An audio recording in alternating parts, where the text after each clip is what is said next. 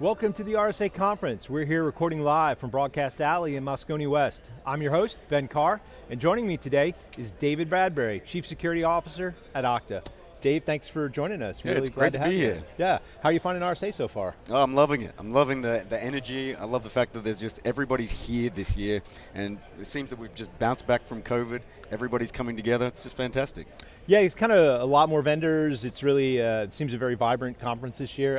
It doesn't feel crowded, but it does feel like there's a lot of people attending and a lot of interest in what's going on. Yeah, that's really good. So, maybe we can start off today. Can you discuss a little bit about today's threat landscape and where identity plays in that threat landscape? Yeah, I mean, as Okta, we have a front row seat in the identity world, and so from our front row seat, we see many different types of identity-based attacks against our customers. And what we've seen in the last 12 months particularly has been a real shift in the battleground, and that shift has really moved from the traditional attacks against identity are very much in that pre-authentication world. We think about phishing attacks, adversary in the middle type attacks, and those still are very prevalent, but we've seen a real shift away from those and more into the post-authentication attack world. If you think about the recent Microsoft attacks, the attacks against MGM and Caesars last year, even the attack against Okta last year, what we're seeing is that the threat actors have figured out that it's too hard to go through the front door anymore. We've actually done a pretty good job, I think, as an industry of encouraging people to move down the multi-factor path, to move down the phishing-resistant FIDO path. And so when we've got such a strong front door, the easiest way to in is actually to not go through the front door at all. It's to target browsers, session tokens, steal those session tokens, load them up in your own browser, and access all of the applications that person's logged into.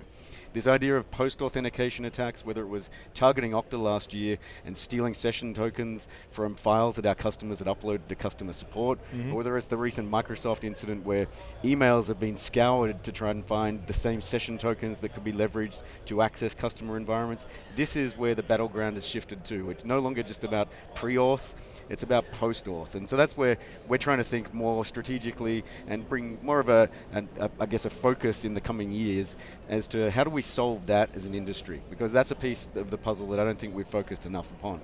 Yeah, I think a lot of times from an industry side, I look at colleagues and peers, and sometimes we get locked into a little bit of a static analysis of what the threat is, right? And I think people need to realize that the threat is ever evolving and changing, and so you're exactly right. As we look at closing off, everybody's kind of deployed MFA at this point. I mean, there are still people out there, surprisingly, that haven't, but for the most part, I mean, I think that's a well-accepted technology.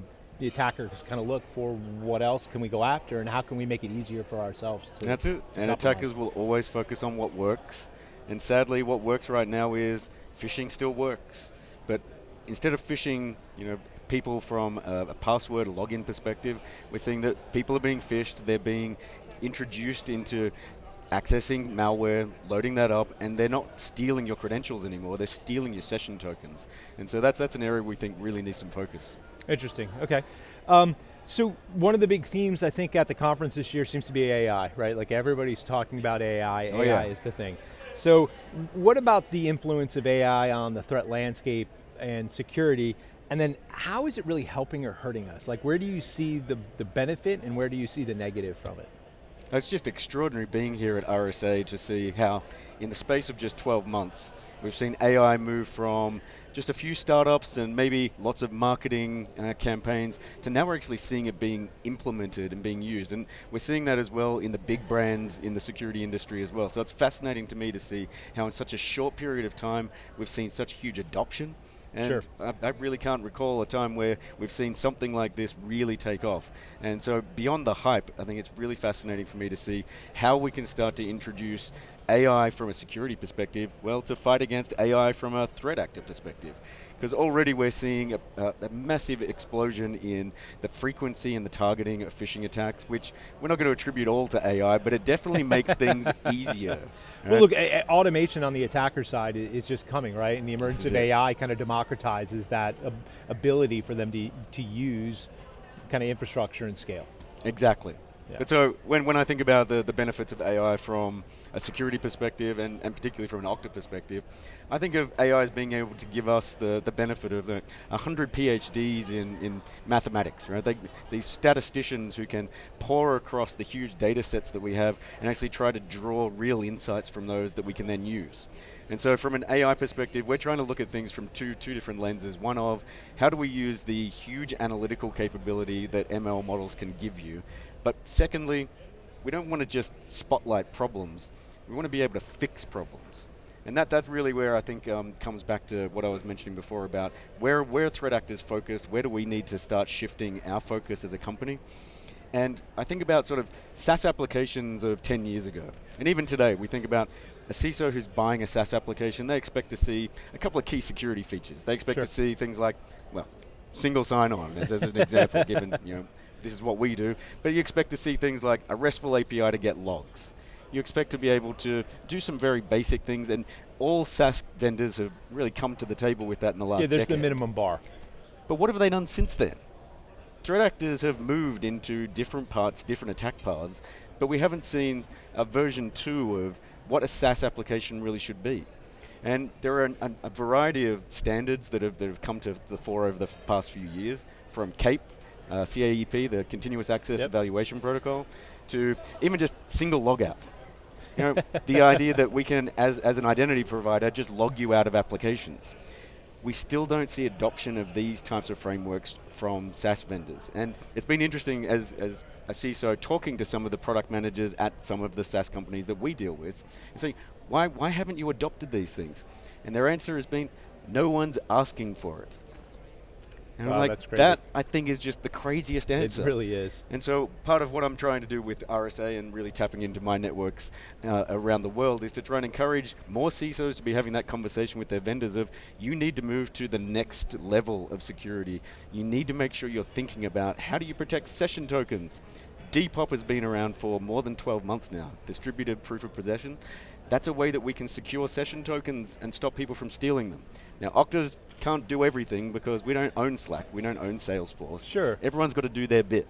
And so that's what I think is going to be the interesting part over the next 12 months, is to see which SaaS vendors are really switched on to security and are really going to take that next big leap and actually close the door on threat actors who are targeting people through this. Yeah, I think that's the job of every CISO, right? Is really to push our vendors, right? And say, look, we're expecting more out of you. We're expecting more value. We're expecting you to be forward thinking. We're expecting you to kind of think about security as the forefront of what you do. And it's kind of funny in the security space, sitting in an operator role for a long time, I'm always amazed when you talk to a security vendor and it doesn't seem like they're doing it right. Yeah. So, on kind of that line of topic, you mentioned kind of the issues that Okta has had over the last several months. I'm just wondering, can you talk at all about what is Okta doing to bolster its own security efforts?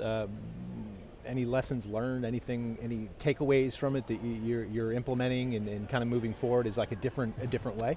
So one big area that I'm very strong on making sure that doesn't happen to us is, I don't want the Okta super admin to be the same as the Microsoft domain admin when it comes to us talking about attack paths and the crown jewels and how they can be abused. So a lot of energy has been poured in the last 6 months is really trying to look at the Okta super admin and making sure that we can do everything we can to disrupt any tactics that we've seen from threat actors that are focused on trying to get access to Okta. So we've analyzed every attack path, from the MGM and Caesars attacks to a myriad of other attacks that have occurred against our customers over the past couple of years, trying to look at how can we disrupt every single one of those. And part of us downing tools on any feature development that's not security over the past 6 months has been to really focus in on this. And so just an example of an item here is just trying to bind your IP address that you're logging into as an admin to the session token that you've actually created, so that if somebody steals that session token, we immediately revoke your authentication. We immediately bounce you out. And we're evaluating that on every mouse click within the admin portal that we have on the Okta side. Again, it's small, but it's absolutely critical in disrupting the attack paths that we've seen. But from an internal perspective, I think the big lesson learned over the last couple of years for me is that when you're a critical infrastructure provider like Okta, we don't have the privilege of being able to think about our IT estate and have a risk-based management approach, right? Everything needs to be considered with the same threat model that we apply to the Okta production service. We need to make sure that if it's the paperclip ordering system, it's the lunch menu system, everything gets raised to the same high bar. And that's a lot of the work we've been doing over the past 6 months has been ensuring that everything has been raised to the same high bar that we've had as the Okta service exists today. Yeah, and look, I think that's a takeaway for anybody out there watching, right, who's running a security program, is to really sit and look and say, look, we have to analyze what our risks are and what our threat profile looks like, and how should we be actually addressing this, right? Yeah. Like, yes, we all need to risk prioritize, and you've done that, but you've said essentially everything we need to be concerned about, right? We can't afford to do that because of the business we're in. That's it. Yeah, I think that's really great. How are you helping your customers, right? When you think about the rising threat and kind of helping them address it and meet it, like what's the focus moving forward from Okta in helping your customers? So there's a couple of different priorities for us at the moment when it comes to how we think about customers and securing them moving forward.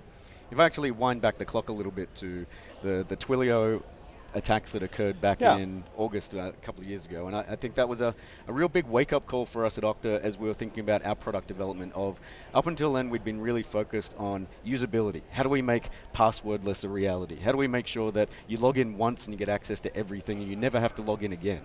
Well, user experience, right? User experience, really, really focused on user experience. And that was a wake-up call for us with that incident of, actually there are certain areas, there are certain applications, there are certain types of users where actually having a high friction user experience is actually beneficial. We actually want to make it hard for attackers to be able to get through. And so in the space of just 60 days after that incident, we launched a product on our side which is the phishing resistant version of our software authenticator.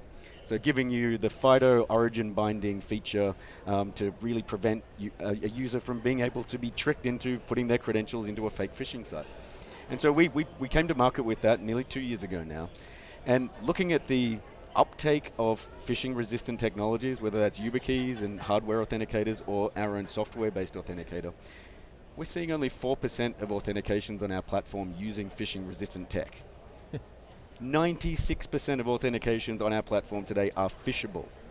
And that's a choice. That's a choice for all of our customers to adopt these technologies. And again, I think we've come leaps and bounds in the last 2 years in making these things easier to deploy, easier to manage, easier to use. But we just haven't seen the adoption. Right, so part of the go forward for us. So is that customers being uneducated, right, or not having the time? Like, I think about myself in CISO seat. Like, the larger the organization, the larger the team, the easier it is for you to become informed. But especially, like, there's a lot of small, medium businesses that are Okta customers, I'm sure. Yeah. They don't have the staff, they don't have the time, and I think misconfigurations or the inability to take advantage of features a lot are the reasons why things happen, which I think is what you're getting to. So, are you doing something specific to address that? Yeah. So.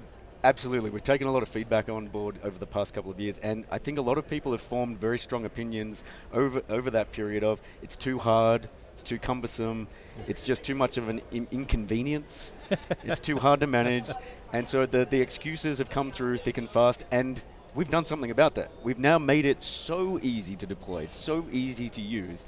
How easy is it, Dave? I'm telling you, I'm using it every day. And so what part of the message here is that as the go forward and we think about what can we be doing for customers, it's really to take that message out of things have improved. It's not the clunkiness of what a hardware authenticator might have been difficult to deploy 5-6 years ago. This is easy now. We've made it easy. And so when we see that there are attack vectors that have good solutions, they're there, they exist, and they're now at a level of maturity where we think that people should be adopting them en masse. But it's very interesting to see the Scattered Spider, the threat group who's really focused on Okta. And they were responsible for the Twilio attack, and we've seen attribution to them for the MGM and Caesars attacks and others. But we think about how they've been focused on us, and we've looked at customers that have been impacted and looked at how much they've adopted these types of technologies after being impacted. And there's a huge uptick. We see that once customers actually are impacted with a severe phishing attack, they quickly adopt these technologies. But we don't want that to be the track record for all of our customers moving forward. So a big focus for us in the next 12 months is to really raise the idea that phishing resistant tech has now reached a level of maturity and ease of use and deployment. It's time to adopt it at scale. So that's sort of part one of what we're thinking about for the year ahead is, let's make sure that where we have solutions, we actually make sure that people are adopting them.